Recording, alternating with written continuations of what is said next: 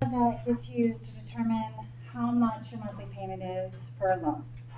Okay? The P is the amount borrowed.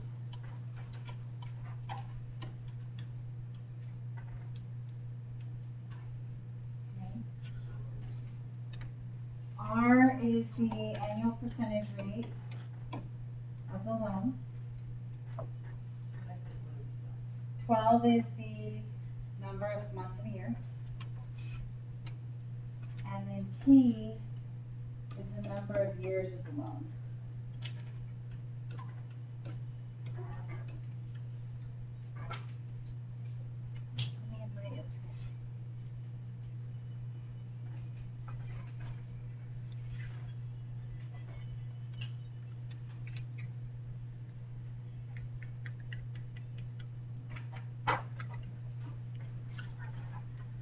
So this will be the formula that we use.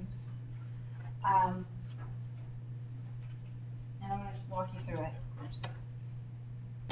Loans is they'll have, like this is a loan table. Now, this table and the monthly payment formula will give you the same information. The difference is that this table is only for certain percentages. 5 quarters of percents. So you have 6.25, 6.757, 7.25, 7.5, 7.75. If you have a 7.8% loan, this table is not going to help you. Okay. So you have the table between 6.5 and 13.25. You have the number of years of the loan. If you have a loan that's not this number of years, you can't use this table.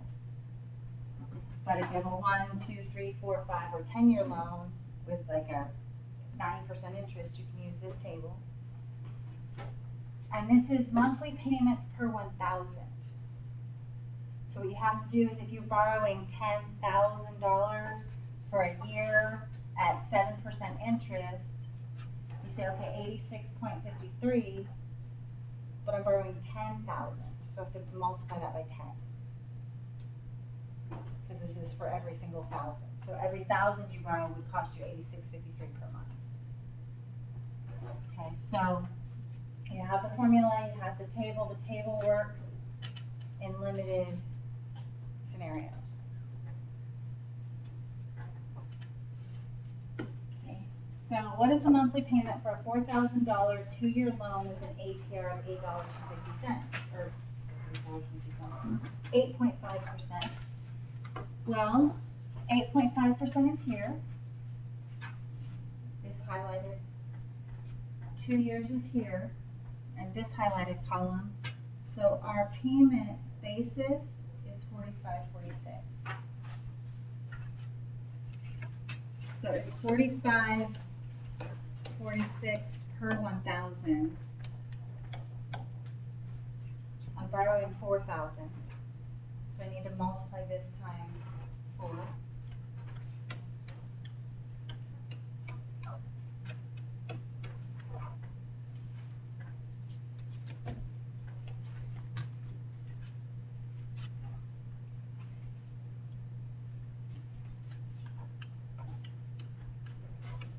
And so my monthly payment would be $181.84.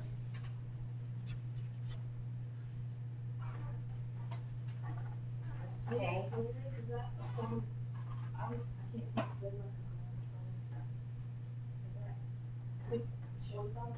45.46.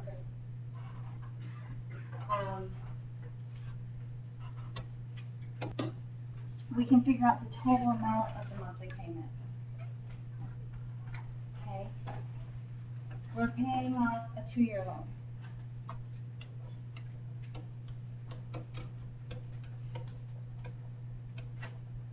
So 24 months.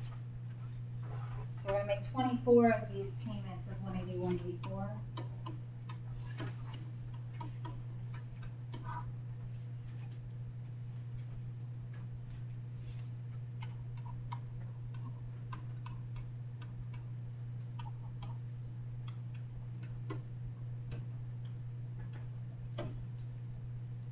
So for our $4,000 loan, we're actually going to be paying back $4,364.16. we take our total payment,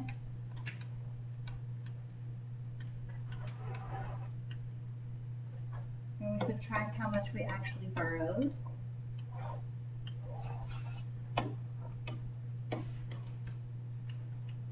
And that is our finance charge. Did I write that down right? Was it 4364? Yeah. So we pay $364.16 in interest. All right, so here we were able to use the monthly payment table because we had a nice 4-year loan and we had a nice 8.5% interest bracket, so we or 2-year loan, so we could work that out. But here, our interest rate is 5.12. Our loan is not an even thousands. So we can't use that table. It doesn't work anymore, so we have to use the monthly payment formula. So here's our monthly payment formula. P is the principal, that's how much we're borrowing, $28,716.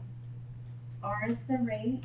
We need to convert that to a decimal, so it's 0.0512. We're moving 2 places to the left. And T is 4 years. So I'm going to plug that data into this formula.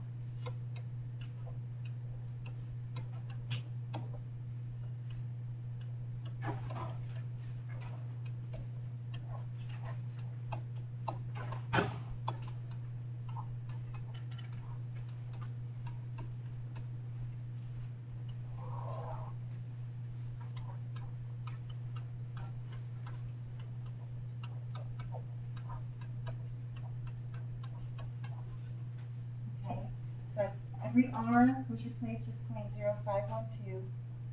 The 2 T's are replaced with 4s, and then the P is replaced with 28,716.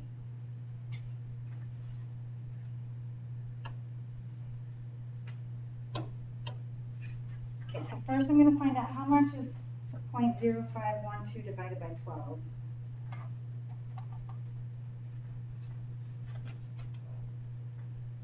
So I'll show it very well.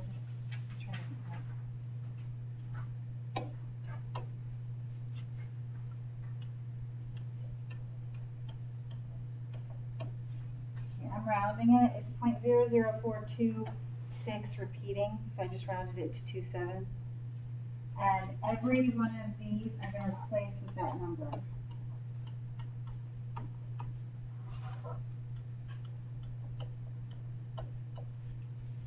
Okay. 12 times 4 is 48.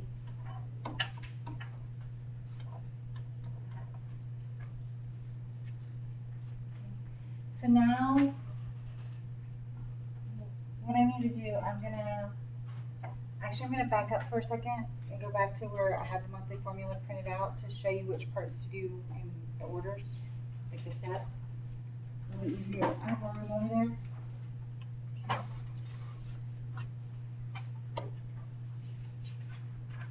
So we want to do R divided by 12 first and replace all those. And then we want to do 12 times T second and replace all those.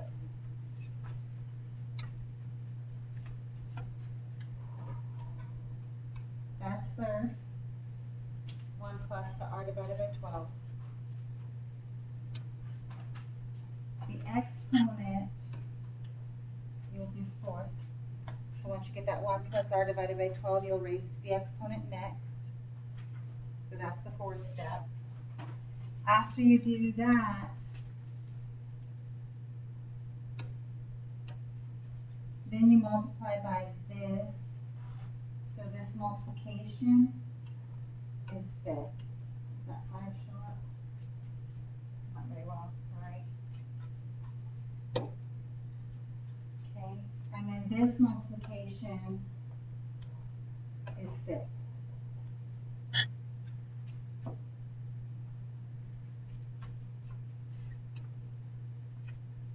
writing down that answer is 7. So you'll write that down.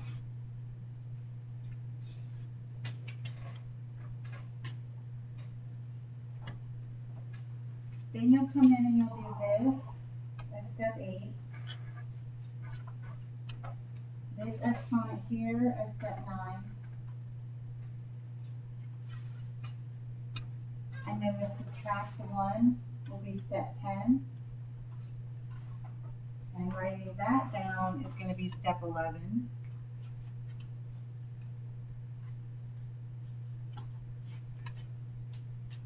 And then this whole division will be step 12.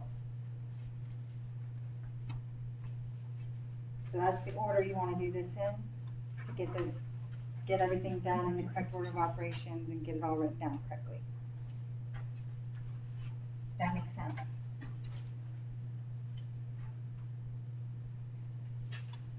We just talked through, I've done 1 and 2, where I've done this R divided by 12 division, and I've done the 12 times T division.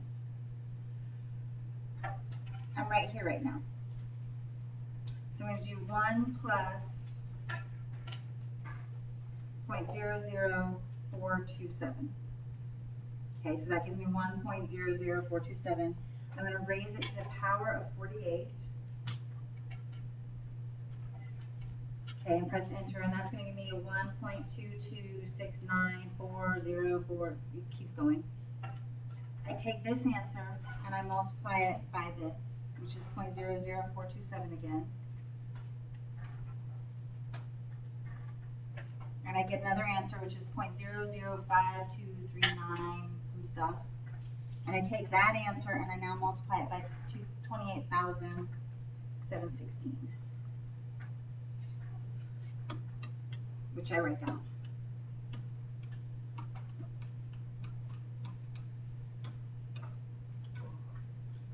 Okay. Then I come back to the denominator and I do 1 plus 0.00427. I raise that to the power of 48 again, and then I subtract 1.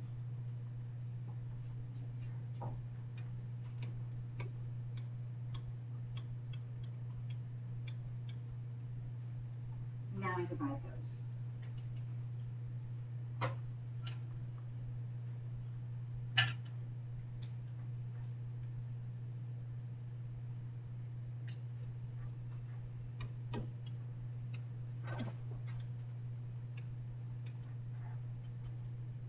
And I get $662.92 is my payment.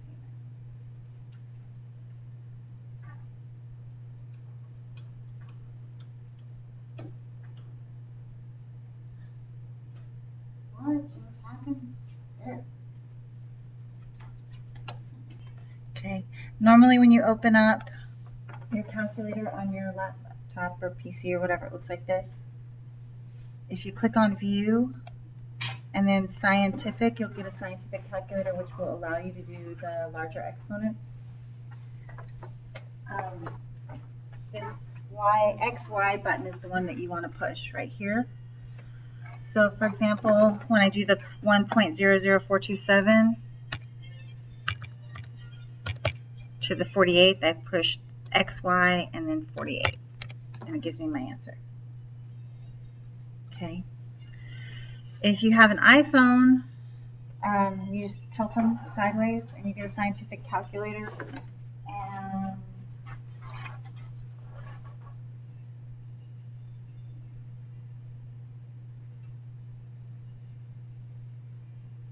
the button on that one is also an X to the Y. Same button as on the computer calculator. So same X to the Y button, and you'll enter it the same way. If you have a calculator like a TI scientific calculator, the exponent button is called a caret. And so like if I wanted to do 2 to the 25th, I hit the 2 and then the button that looks like that, and then a 25. And then press enter. So on this calculator, it's right here, which these will be the calculators that you can use in class if you want to. Any questions about entering the exponents? Okay.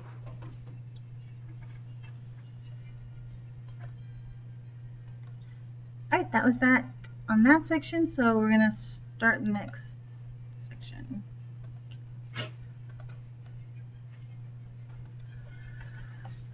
When we talk about loan calculations and regressions. Okay, monthly payment calculators, you can get those on the internet.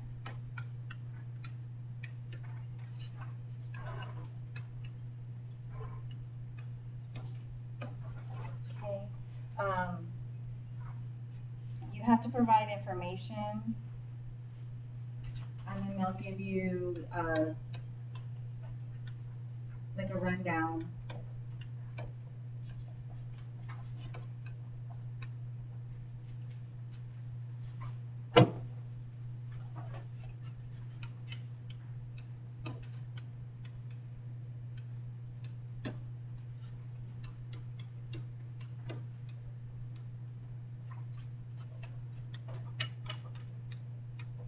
Okay, basically, a really good one will give you like a breakdown.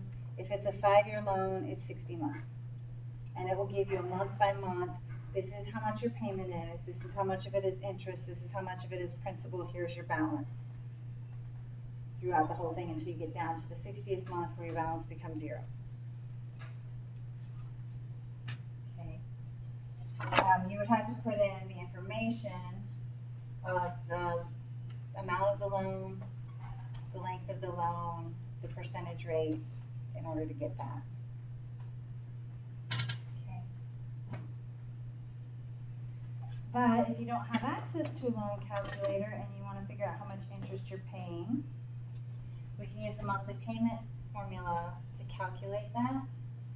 So we're going to do a 5-year loan for $10,000 at 6% APR.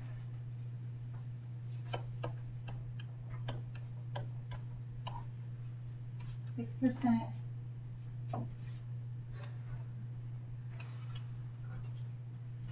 6.06 over 12.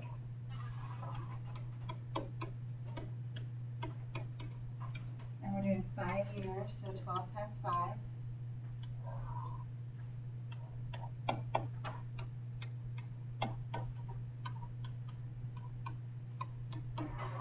Okay, so there's our calculation that we need to do.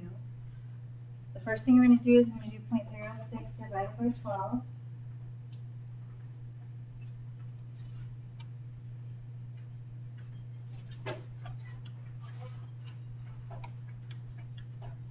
We're going to do 0.005.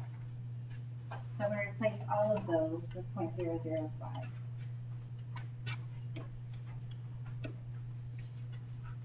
Okay.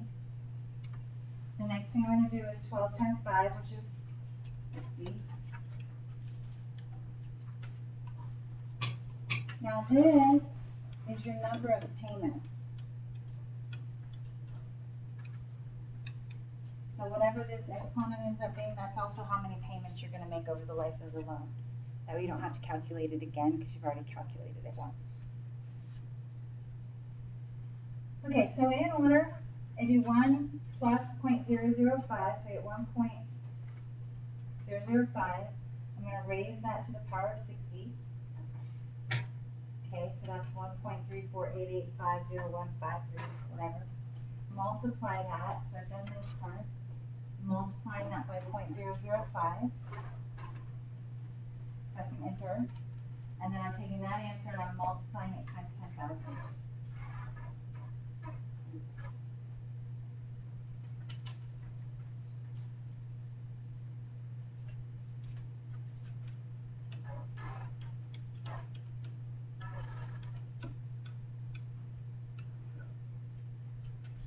Okay.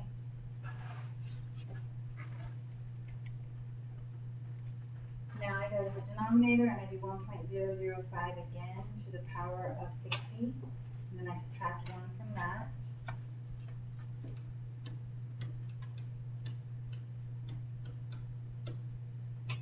Now I'm going to do my division.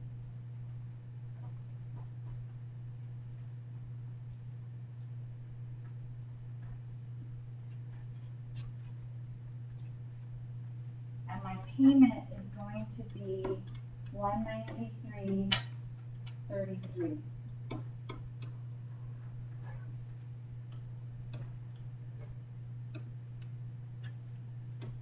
Okay, so that's my monthly payment. Now the question is asking us, determine the total interest.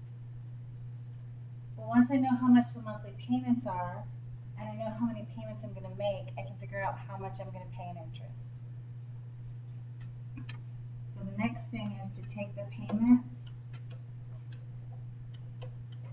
and multiply it by the total number of payments that you're making.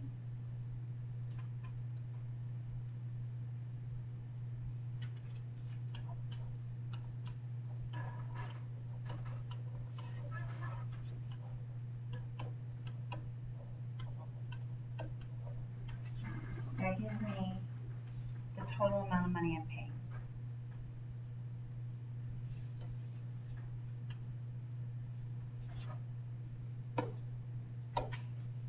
Then I can take the total amount of money I'm paying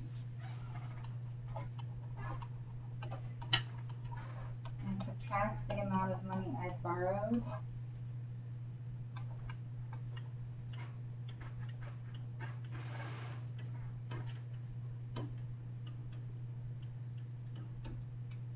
And that's the total interest right here. So on this $10,000 loan, you're paying $1,599.80 in interest. But figuring out the monthly payment requires us to know the length of the loan, how much we're borrowing, and the percentage rate. Well, what if you need to figure out how long the loan has to be to make it a payment you can afford?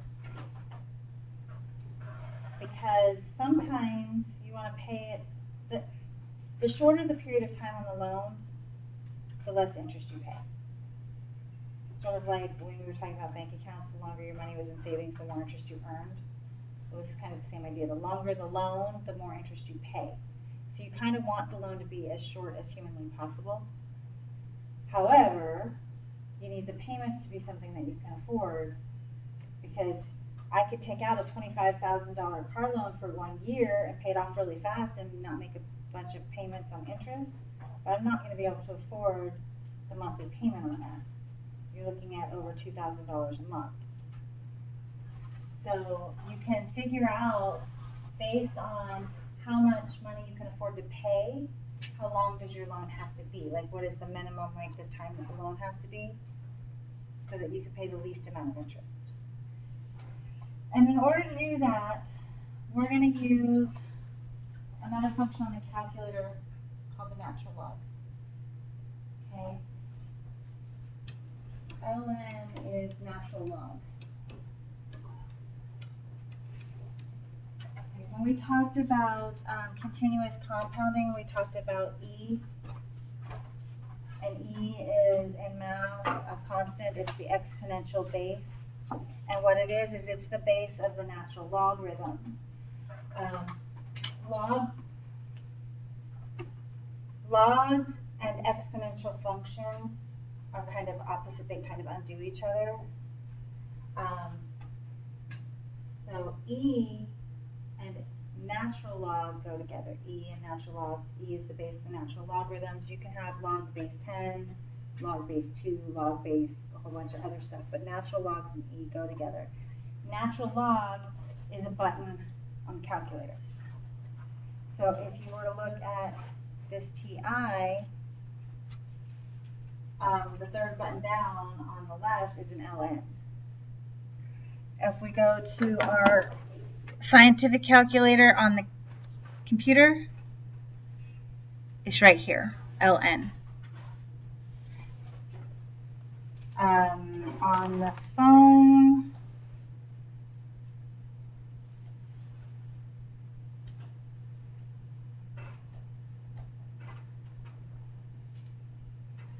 okay, on my iPhone, it's the 1, 2, 3, 4, 5th column over, 3rd one down. And it looks like IN, but it's an LN. It's just, you know.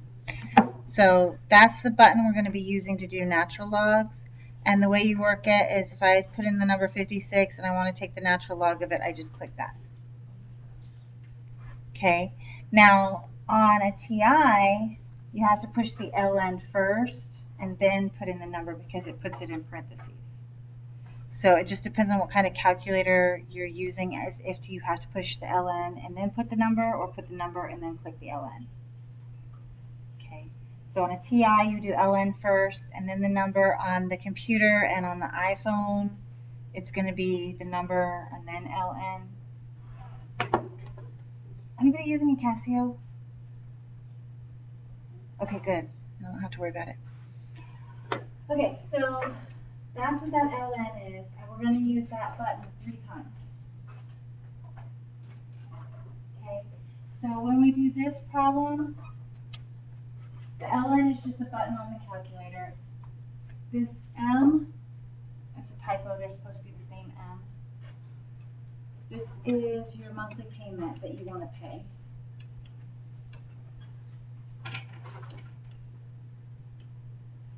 Okay, so how much you can afford. P is the amount you're borrowing. And then R is the rate. And then you're solving for, this is a T, the number of years you want the loan to be. Okay. So Claude wants to borrow $25,000 to purchase a car, and after looking at his monthly budget, he thinks he can afford $300. That's all he can afford. And so he can get a 5.9% loan from the bank, and he needs to know how long does his loan have to be in order to stay within budget.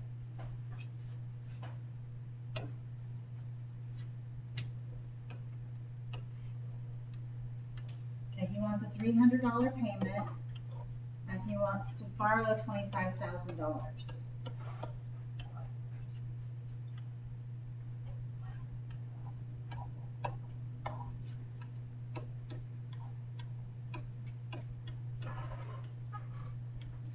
The rate is 5.9%, so that gives me a 0.059, because I have to move that decimal 2 places to the left. Okay.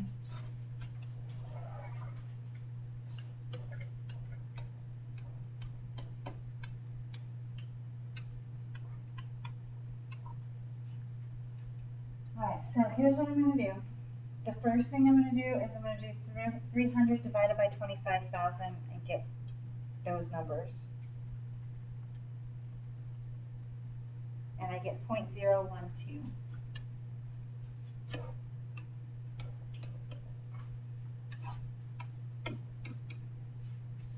Okay. The next thing I'm going to do is I'm going to do 0.059 divided by 12 to get that number.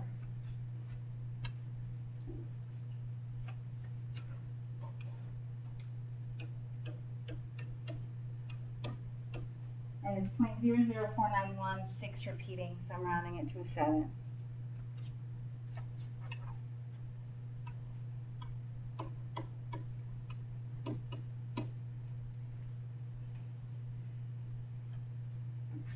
This one, you have to work in 3 parts. We have to get,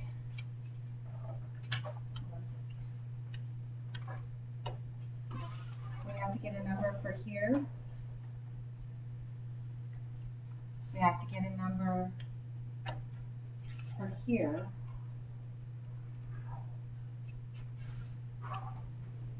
We have to subtract those numbers to get our numerator.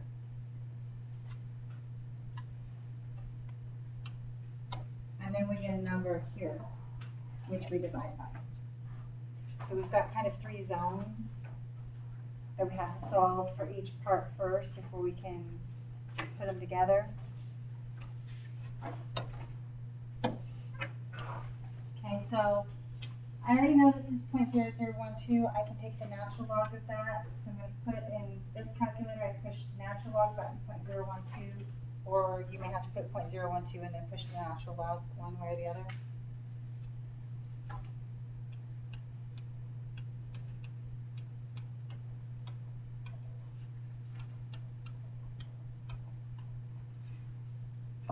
I like to go out as many decimal places as possible.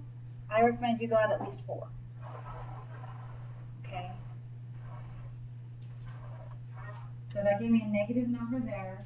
This subtraction I'm going to leave right there. And now I'm going to do this part. I have 0.012 minus 0.004917 inside parentheses. So I need to do that part first before I take the natural log of it. So I need to do this subtraction first. So 0.012 minus 0.004917.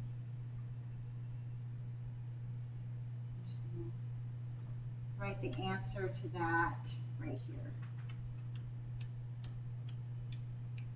Okay, I need to take the natural log of this number.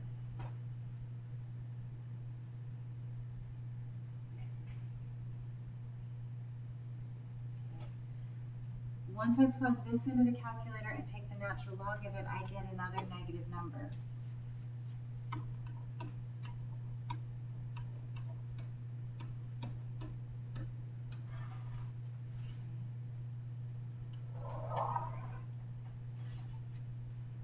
So I've done the green part, I've done the blue part, I've got the subtraction still in between them. Now I'm going to do this part down here. I need to do 1 plus 0.004917 and then take the natural log of that.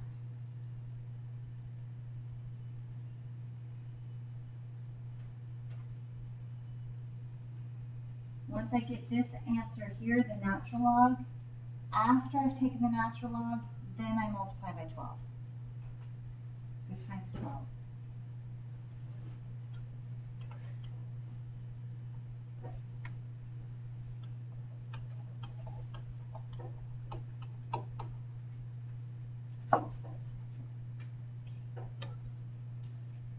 Minus a negative is a positive. It's my little happy man. See?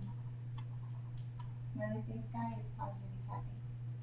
So I do negative plus, so negative 4.422848629 plus 4.950057732, which gives me 0.527 stuff. And then I divide that by my denominator 0.058859412.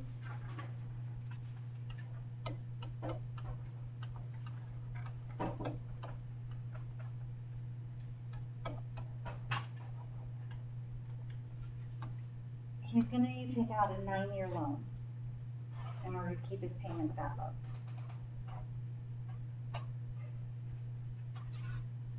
I'm going to let you know a little secret. The maximum length of any car loan for a brand new car is 6 years. They will not give you a car loan for more than 6 years. 72 months is the maximum. So if you work this out and you realize it's going to need to be a 9-year loan, you cannot get that car. They won't do it. So you either have to figure out a way to pay more than $300, or you have to go get a cheaper car because they're not going to extend it out to 9 years. 6 years is maximum, and that's for a car within 2 or 3 years new. Anything older than that, and they won't go out past 5 years. The reason being is because it's a bad gamble. A brand new car will last more than 6 years, generally. An older car will not necessarily last that long. If the car breaks down and dies on the side of the road and it's too expensive to fix, would you pay for it? Like, why would you continue to make the payments, right? Well, to protect your credit, obviously, but not a lot of people at that point would be worried about their credit so much as paying for a car that's dead on the side of the road. They don't pay for it, the bank comes and repossesses it, but it's not worth anything. So a bank will only loan for as long as they can guarantee to themselves that the car will last. So that it's, it's just, and some people will still make the payments because they're worried about their credit, and other people will say, it's dead, I'm not paying for it. What's the point of that? That's the other reason that there are charge cards and there are credit cards. They're not the same thing. The public uses the words interchangeably, but they're not. So a credit card is a plastic card that entitles you to make purchases that you pay for later, and you have a line of credit. Your line of credit is the maximum amount you're allowed to spend, and that varies based on many different factors, including your annual income, your credit rating, the policies of the company you got the credit card from. And that's the total amount you can spend. And in general, they have high interest rates between 15 and 28%. In order to get the 15% interest, you have to have really excellent credit to get the lower interest rate, but even then, 15% interest is very high. And then if you have poorer credit, you're on the higher end of that, which is also not great. So they do have high interest rates. So you need to balance the need for what you're buying versus the interest you're going to be paying and how long it'll take you to pay it off.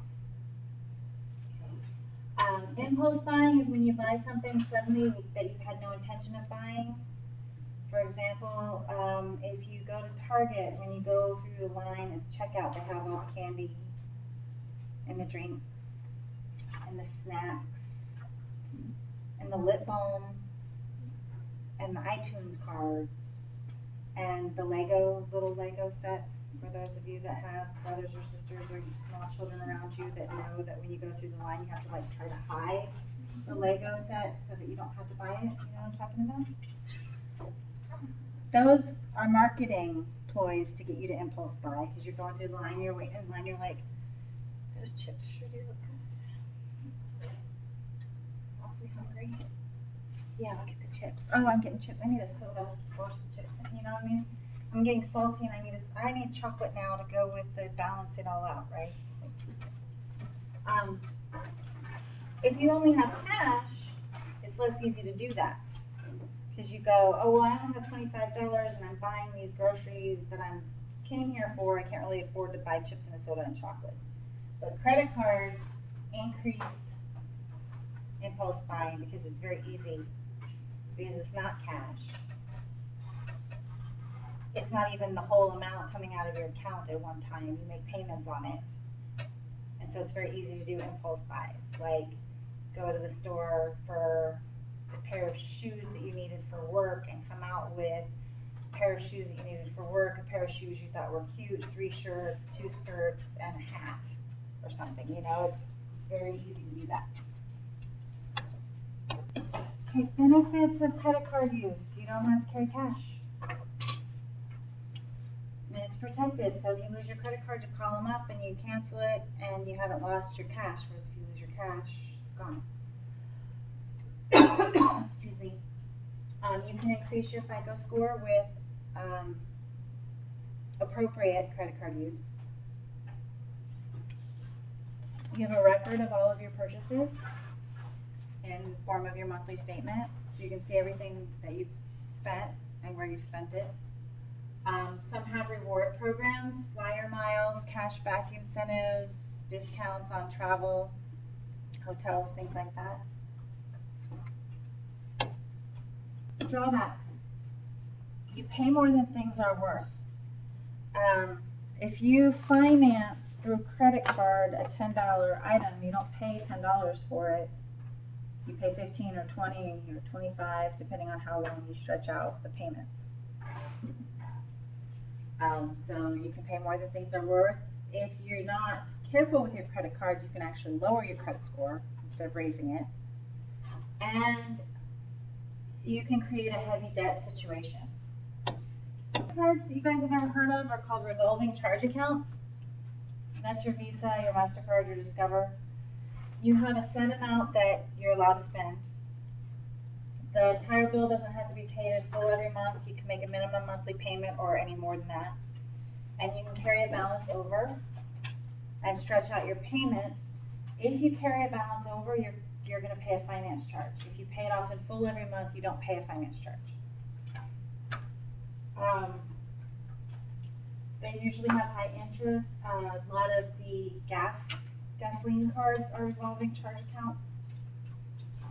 Some of the store credit cards are revolving charge accounts, like I know JCPenney says a revolving charge account, Sears, things like that. Again though, if you pay off the balance, you pay no interest. If you carry a balance over, you pay interest.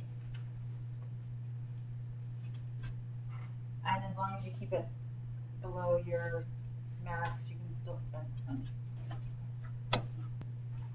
Okay, so a charge card is not like a credit card. With a charge card, you can only make purchases at the specific stores that accept the card, and you cannot carry a balance for it. You have to pay it off every month. There's no interest, but if you don't pay it off every month, there's huge penalties. The one that comes to mind, there's a thing called Diners Club card that was a charge card that certain restaurants accepted, and then you just paid it off at the end of the month. Then you have the Truth in Lending Act, which protects you if your credit card is lost or stolen. You have to notify the company that issued the card immediately. And then once they've been notified, you are not responsible for any charges made after that point. If there are charges made before you notify the company, you have to pay it, but you only have, the maximum you can pay is $50. So let's say somebody steals your Visa and they go charge like $9,000 worth of stuff, and then you call because you realize it's been missing, you'd only have to pay $50. But if somebody steals your Visa and you call and you've reported it and then they go charge on it, you're not responsible for anything. So once you've reported it, you're no longer responsible for anything after that, and anything before that, the maximum is $50 legally. This act, secures that. It's a law. Then you have the Fair Credit Billing Act, which protects you against errors on your monthly statement. So if there are errors on your monthly statement, which I'm going to teach you how to check, they have to fix it, or you can sue them. A debit card is not a credit card, but it can be used as one. The difference is all the money comes directly out of your bank account. And then with a debit card, you're protected by the Electronic Funds Transfer Act. I forgot to type in the word transfer, sorry. The difference between a debit card and a credit card, if a debit card is stolen and you report it, you're not responsible for any of the charges. All that money goes back to you. Whether the charges happened before or after you reported it doesn't matter. They'll launch an investigation, usually takes a couple days, and then they give you your money back. With a credit card, you can be responsible for up to $50. So two different acts protect two different things. And then the Fair Debt Collection Act, if you are in debt and for some reason you're not paying, which I know would never happen, but let's just say hypothetically, Joe, Bob, Billy Joe didn't pay his debt. They're not allowed to use harassment or unfair means to collect the debt. They cannot harass you at work. They cannot call your boss or your family members and harass them to try to get you to pay your debt. They're not allowed to use unfair means. They can't show up at your house and bang on your door at 3 o'clock in the morning. They have to be reasonable. There's set hours they're allowed to call between, I believe it's 8 a.m. and 9 p.m. They can't call after that. If they call you at work and you tell them not to call you at work, they're not allowed to call you there anymore because they could affect your job, that kind of thing.